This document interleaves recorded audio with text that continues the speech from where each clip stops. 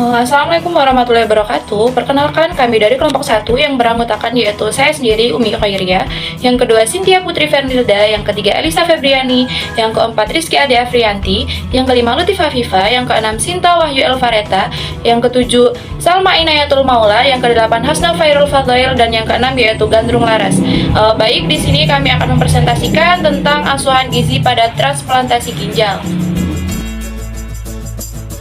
Baik, yang pertama yaitu pengertian ginjal. Pengertian ginjal merupakan penyakit ketika fungsi ginjal mengalami penurunan fungsi sehingga pada akhirnya tidak bisa berfungsi dalam menyaring pembuangan elektrolit tubuh, mengatur keseimbangan asam dan basa. Penyakit ginjal berkembang secara perlahan dan semakin buruk hingga ginjal tidak bekerja seperti biasanya. Dalam kedokteran dikenal dengan dua macam jenis gagal ginjal, yaitu yang pertama gagal ginjal akut dan yang kedua yaitu gagal ginjal kronik. 这一次我真的睡着了。 Gagal ginjal kronik merupakan salah satu proses patofisiologi dengan berbagai etiologi yang berakhir pada penurunan fungsi ginjal yang progresif dan pada umumnya berakhir dengan kelainan klinis yang ditandai dengan penurunan fungsi ginjal yang irreversibel. Hingga pada keadaan tertentu memerlukan terapi dalam bentuk cuci darah atau dialisis atau transplantasi ginjal. Pada pasien dengan gagal ginjal kronik stadium akhir yaitu GFR mencapai kurang dari 15 ml per menit. Dibutuhkan terapi yang ideal yaitu transplantasi ginjal.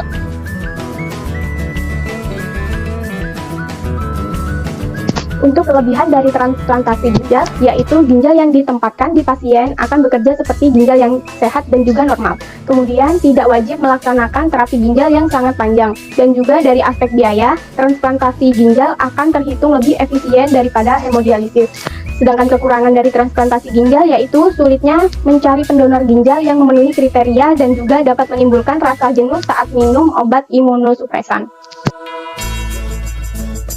Gejala yang ditimbulkan yaitu peningkatan tekanan darah, uremia, hiperkalemia, penurunan produksi darah merah akibat penurunan produksi eritropoietin, kelebihan volume cairan akibat retensi natrium yang menyebabkan edema, hiperfosfatemia, hipokalsemia, asidosis metabolik, dan juga anemia defisiensi besi. Kemudian untuk faktor risiko yaitu komplikasi pasca transplantasi ginjal, komplikasi medik pada penolakan atau rejeksi, dan juga komplikasi medik pada infeksi. Faktor penyebabnya ada 9. Yang pertama yaitu malnutrisi, yang kedua ada gangguan metabolisme energi dan protein, yang ketiga ada defisiensi mikronutrien, yang keempat ada disregulasi hormon, yang kelima ada infeksi, yang keenam ada anoreksia, yang ketujuh ada asupan tidak adekuat, yang kedelapan ada sindrom uremia, dan yang terakhir yaitu inflamasi kronik yang sistemik. Selanjutnya yaitu konsekuensi. Konsekuensi terbagi menjadi dua. Yang pertama yaitu konsekuensi bagi orang yang menderita gagal ginjal kronik stadium 5 atau stadium akhir. Dan yang kedua ada konsekuensi bagi penderita gagal ginjal kronik stadium 5 yang menjalani transplantasi ginjal. Yang pertama yaitu konsekuensi bagi penderita gagal ginjal kronik stadium 5 atau stadium akhir. Pada saat ini ginjal mengalami kerusakan yang progresif dan irreversibel. Tubuh tidak mampu mempertahankan metabolisme, keseimbangan cairan dan elektrolit, sehingga terjadi peningkatan kadar urea. Berikutnya konsekuensi pada orang gagal ginjal kronik stadium 5 yang menjalani transplantasi ginjal. Pada tahap awal perkembangan penyakit, pasien gagal ginjal memiliki asupan energi dan protein yang tidak mencukupi. Setelah melakukan transplantasi ginjal, pasien harus diberikan asuhan atau terapi diet secara intensif, serta rawat inap tergantung kepada kondisi kerja ginjal dan terjadinya komplikasi. Kedua ketiga, komplikasi urin dini terjadi 1 bulan setelah transplantasi. Kemungkinan pasien harus melakukan dialisis yang dapat memakan waktu sampai ginjal berfungsi untuk menjaga keseimbangan kimia yang baik di dalam tubuh. Ada 3 pengobatan atau medikamentosa bagi penderita gagal ginjal kronik stadium 5 yang menjalani transplantasi ginjal. Yang pertama yaitu manajemen luka operasi. Yang kedua ada penggunaan obat imunosupresan, dan yang terakhir ada gaya hidup sehat. Yang berikutnya yaitu asesmen. Asesmen yang pertama yaitu antropometri. Pada asesmen antropometri ini terdapat 3 parameter, yaitu yang pertama ada tinggi badan, yang kedua ada berat badan, dan yang terakhir ada indeks massa tubuh. Yang selanjutnya adalah asesmen. Nah, asesmen ini ada 5 domain. Yang pertama antropometri, yang kedua biokimia, yang ketiga pemeriksaan fisik atau klinis, yang keempat dietary history, dan yang kelima riwayat personal. Domain yang pertama adalah antropometri yang mengambil 3 data. Yang pertama adalah berat badan, tinggi badan, dan IMT atau indeks massa tubuh yang standarnya adalah 18,5 sampai 22,9 kg per meter persegi. Domain yang kedua adalah biokimia data. Data-data yang diambil dalam biokimia data adalah yang pertama data hemoglobin. Standar dari data hemoglobin untuk laki-laki adalah 14 sampai 17 mg per desiliter dan untuk yang perempuan 12 sampai 15 mg per desiliter. Data hematokrit untuk standar laki-laki adalah 39 sampai 49%. Nah, yang untuk perempuan 33 sampai 43%. Data albumin standarnya adalah 3,5 sampai 5 gram per desiliter. Data ureum standarnya adalah 15 sampai 40 mg per desiliter. Data kreatinin untuk laki-laki standarnya 0,6 sampai 1,2 mg per desiliter dan yang untuk perempuan standarnya 0,5 sampai 1,1 mg per desiliter. Data GFR standarnya adalah 120 sampai 130 ml per menit. Data natrium adalah 135 sampai 145 mikroekuivalen per desiliter.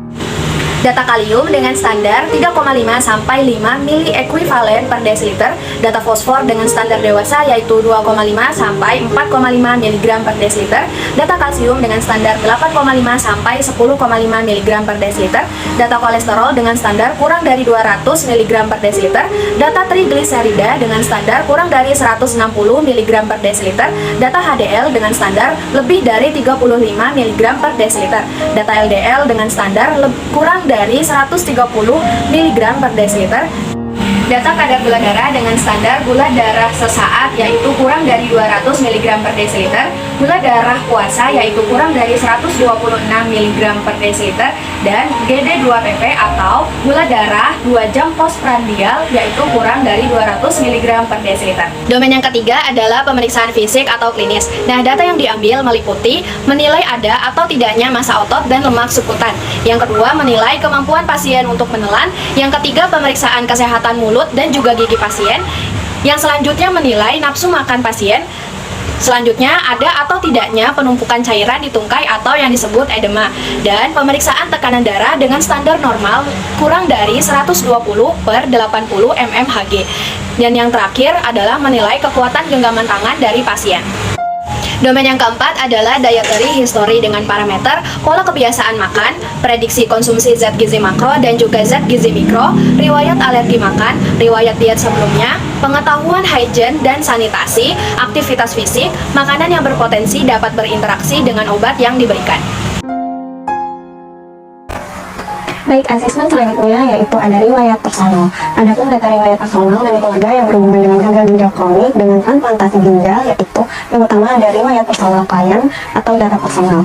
Yang kedua yaitu ada riwayat penyakit sebelumnya sebagai penyebab. Yang ketiga yaitu ada riwayat penyakit penyerta seperti hipertensi, diabetes mellitus, jantung, dislipidemia, dan penyakit saluran cerna. Lalu yang keempat ada riwayat penyakit keluarga. Yang kelima yaitu ada riwayat konsumsi obat-obatan dan pengobatan alternatif sebelumnya. Dan yang keenam yaitu ada riwayat sosial. Asuhan gizi selanjutnya yaitu ada diagnosis gizi. Nah, diagnosis gizi ini dibagi menjadi 3 macam.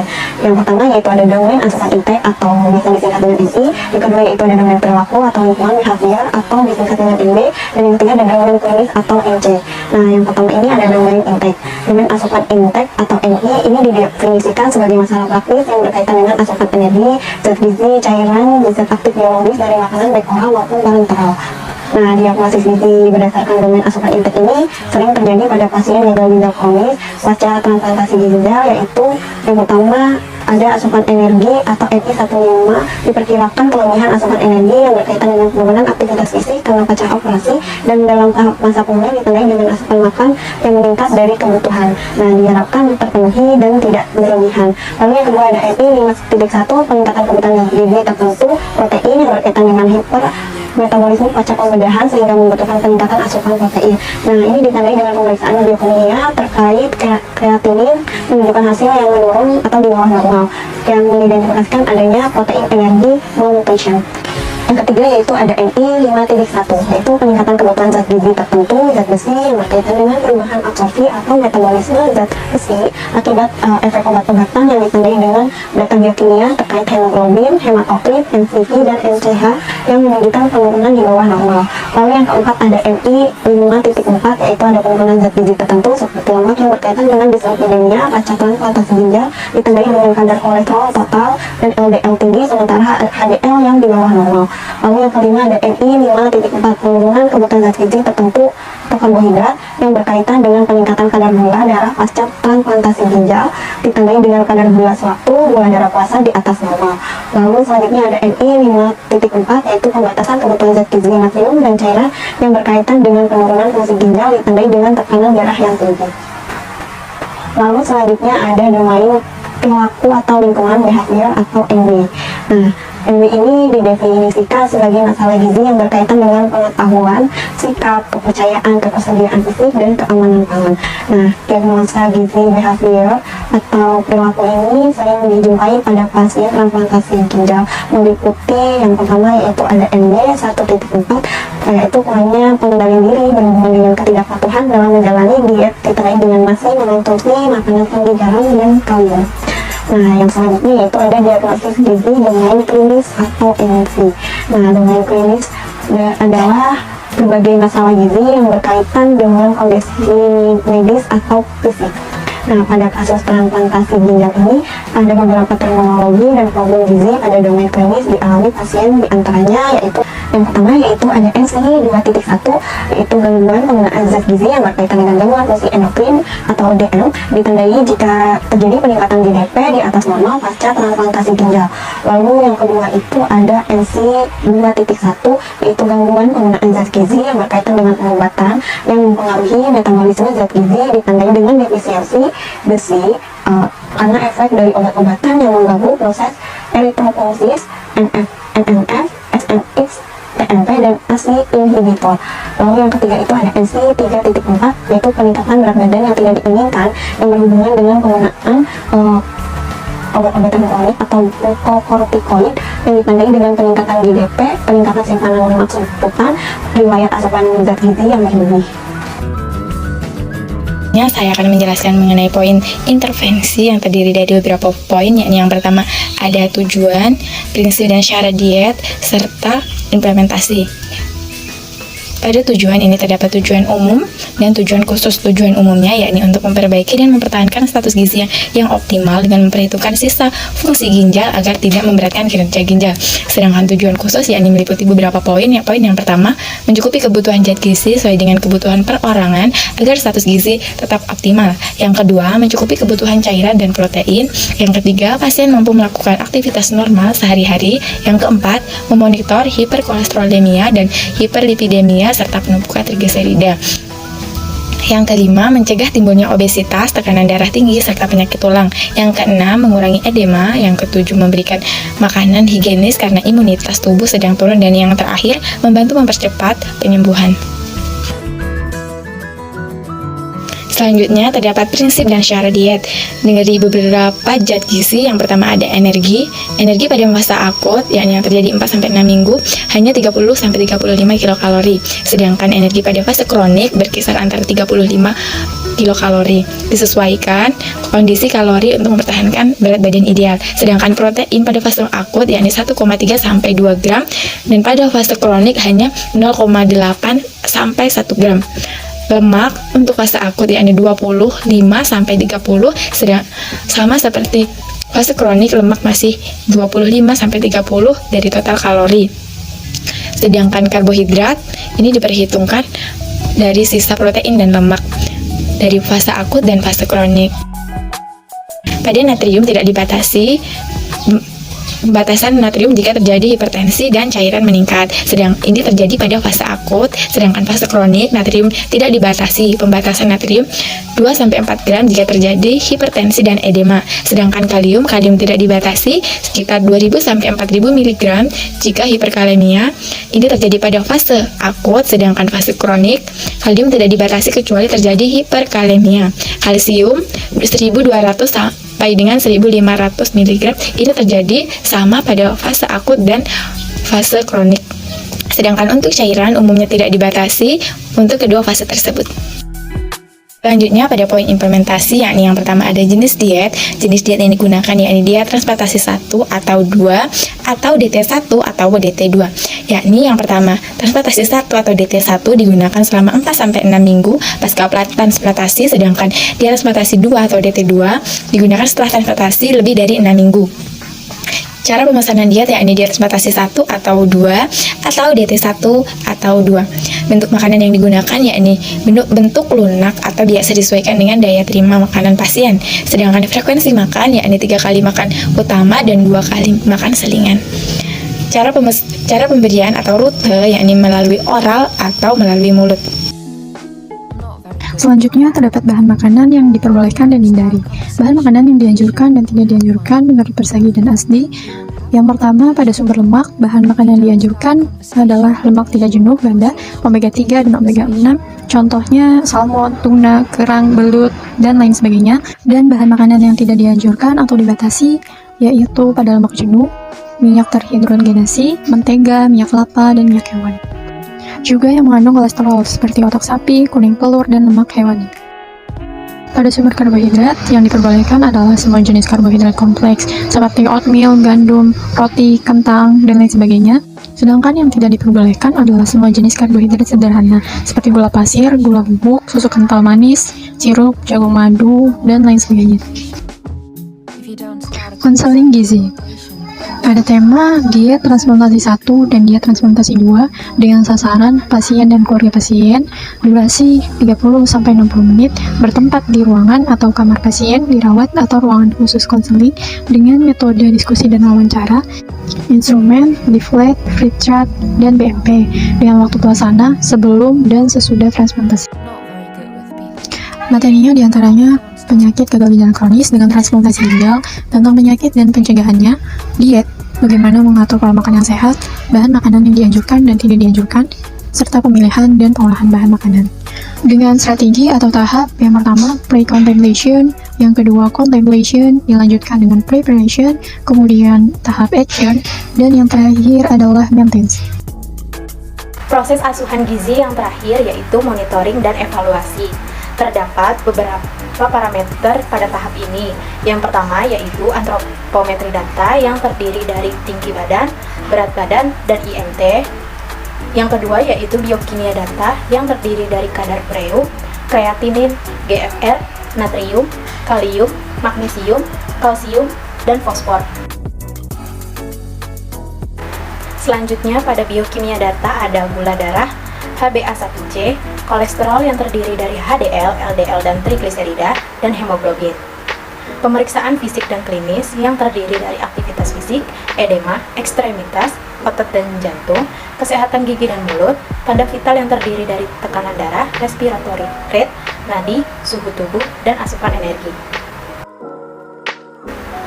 Pemeriksaan fisik dan klinis selanjutnya yaitu asupan lemak dan kolesterol, asupan protein, asupan karbohidrat, asupan serat, asupan vitamin dan mineral.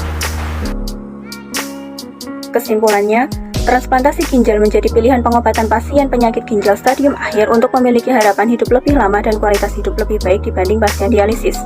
Faktor-faktor risiko yang dapat menyerang resipien transplantasi ginjal antara lain komplikasi bedah dan medik pasca transplantasi. Untuk itu, pasien setelah transplantasi perlu pengobatan yang mencakup medikamentosa dan terapi gizi insentif. Medikamentosa mencakup manajemen luka operasi, penggunaan obat imunosupresan, serta upaya menjaga gaya hidup sehat pasca operasi. Sedangkan terapi gizi insentif penting dilakukan karena biasanya orang transplantasi ginjal sering mengalami peningkatan kadar gula darah, asam urat, kolesterol, hipertensi, hiperkatabolisme protein, overweight, dan hiperlipidemia. Diet pasca transplantasi ginjal dengan melihat fungsi ginjal setelah transplantasi. Diet pada pasien pasca transplantasi dikelompokkan menjadi dua, yaitu DT1 pada fase akut atau 4-6 minggu setelah transplantasi dan DT2 pada fase kronik setelah 6 minggu pasca transplantasi. Metode yang digunakan dalam diet yaitu ADIME. Pada assessment dilakukan pengukuran antropometri, biokimia, fisik klinis, dietary history, dan riwayat personal. Pada diagnosis mencakup 3 domain yaitu intake, behavior, dan klinis. Sedangkan pada intervensi gizi terdiri dari tujuan umum dan khusus, prinsip dan syarat diet, makanan yang diperbolehkan dan dihindari, serta implementasi gizi. Pada MONEF terdiri dari kategori data, parameter, target, cara monitoring, dan frekuensi pemeriksaan. Yang terakhir yaitu Unity of Science-nya, yaitu yang pertama pada Quran Surat Al-Baqarah ayat 24 yang berbunyi Bismillahirrahmanirrahim ta'amihi illal insanu falyanzuri, yang artinya maka hendaklah manusia itu memperhatikan makanannya. Baik, itu tadi presentasi dari kelompok kami. Kurang lebihnya kami mohon maaf. Kami akhiri. Wassalamualaikum warahmatullahi wabarakatuh.